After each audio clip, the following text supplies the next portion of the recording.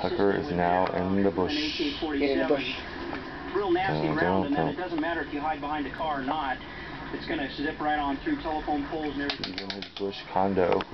It appears that it was a robbery, only in the fact that it sounds like somebody was on the phone. A witness called here.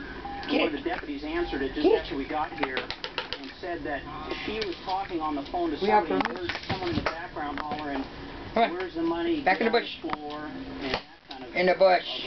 Conversation. Get in the bush.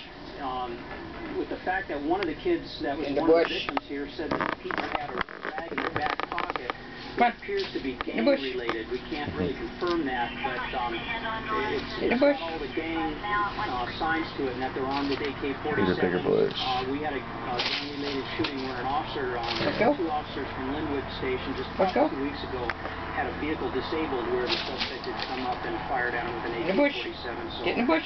It may be tied in with the same group, but we're really unsure right now.